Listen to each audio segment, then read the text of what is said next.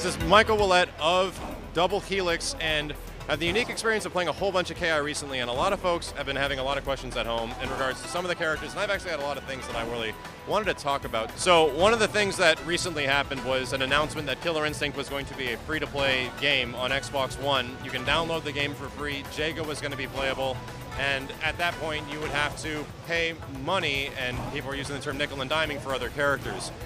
What exactly is going on with the process of Killer Instinct? Yeah, so unfortunately that was just kind of an error in messaging. Essentially what the deal is there's going to be multiple versions of the full game at launch that guarantee you specific amounts of content as it's released over the course of our season. And we're going to call them seasons. So different editions that have different like special stuff that we're going to announce later at different shows like EVO. But on top of that is we wanted to give like the casual player and people that are kind of intimidated by fighting games, like the opportunity to play without feeling like, hey, I had to fork up full price in order to pay, or to play, I should say. And so the idea was, we're going to release our demo with Jago and all the single player content and all the online multiplayer that's at launch for free. So you get to play the game, check it out, do everything with Jago that the full version guys can do. But then on top of that, you're like, hey, you know what? I got to play this game, I really like it, but you know what, I don't want to get those other characters. I have no interest in those. Yeah. So you also have the option to purchase those characters without buying the full game. Now obviously the full game would be more like, you know, a flat rate. That's what makes sense. That's a lot of people were asking. Like, we don't expect people to pay into the hundreds of dollars just to play the full game of Season 1, yeah. Whatever the roster ends up being. I think that was where a lot of the confusion was happening. Our goal is to not nickel and dime people, it's to grow a community, so.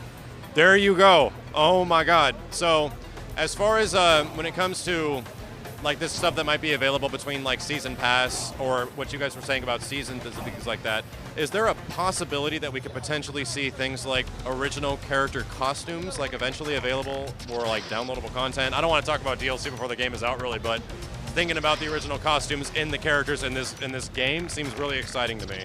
Absolutely. So what we want is community feedback.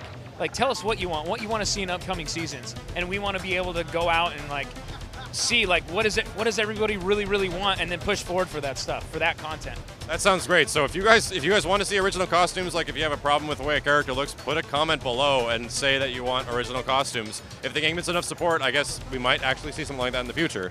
Absolutely. More characters, more arenas, more features, whatever you guys want to see. As far as the soundtrack goes, Killer Instinct, the original games, had a pretty iconic soundtrack. Between the first game and the second game, those tunes are kind of like so memorable to myself between Robert Beanland designing them.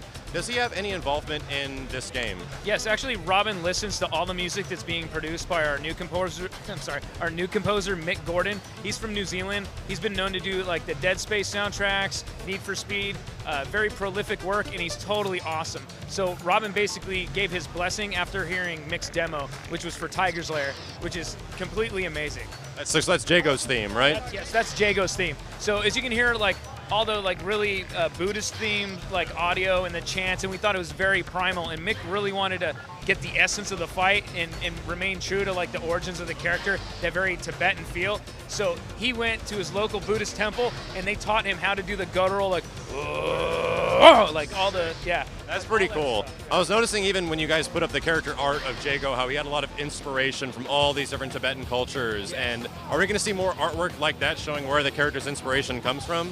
Absolutely. So it's a long process, and we take 50% of the past and then 50% of what's new. Because what we want to do is remain true to the roots of Killer Instinct and what those characters mean, but we also want to evolve them for like the modern, sophisticated audience.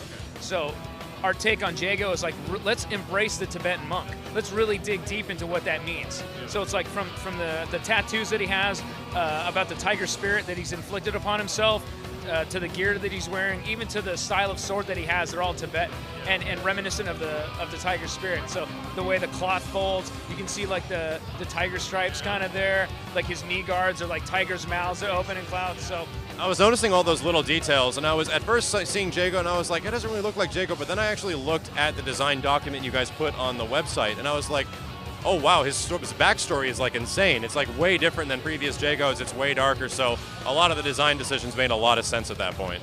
Yeah, so I mean, I'm not going to dive too deep in the story, but essentially we're taking off after the events of Killer Instinct 2. So you have a character like Jago, who's basically had a crisis of faith because he found out that the tiger spirit that he believed he was following was actually Gargos, and manipulated him, right? So how does this martial arts being reconcile what's happened to him and how he dedicates himself to his training and his craft as being a warrior, right?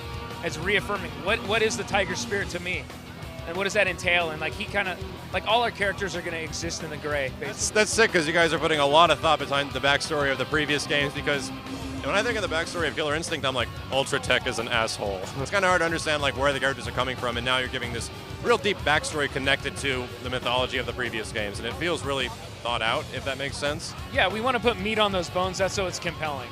So, is there any word about? I see a lot of people asking this. Where the hell did Saberwolf get arms from? Because in KI2 we had robot arms. Can you say anything about that? Yeah, because you guys have seen the characters' designs. So essentially, what happens in his story arc is, for him, it's about finding this lost humanity and doing whatever it takes to be a man. But he has this crisis between the beast and man, and so he's abandoned technology, ripped these cybernetics from his arms, and he's turned to the dark arts, and he's trying to become a person again, no matter what the cost is. So he's ripped these augmentations out, he's regrown his arms. There's going to be some cool story elements that are revealed once we showcase his stage. Even though Glacius isn't playable right now, I'm really looking forward to him too. Yeah, he'll be playable at EVO. Nice. It'll be at EVO. And that's when we're also going to do our next character reveal. With the new console that Killer Instinct is on, being the Xbox One, there's been a lot of rumors going around that the system might not be best for running tournaments because of the Kinect sensor requiring to be on, and Xbox go away or Xbox go home while a tournament's happening. Is the game being considered for tournament viability? Because a lot of people seem to be really excited about KI coming back, and I really want to see it played live and in person with a lot of folks. Absolutely. Tournament viability is a huge goal for us, and we have partners within Microsoft that are going to work with us to make sure that we can get that to happen. That's amazing. Yeah, so as a developer and we want to grow a community, it's absolutely essential that the community we're after has the ability to play it with people. So it seems like you guys got some pretty deep roots in the fighting game community and the history of fighters and how things have gone with EVO and things like that, right? Yeah, we do. We have guys that have worked on Weapon Lord, Street Fighter 2, Turbo, Hyper Fighting, Super Street Fighter 2, Skullgirls as well.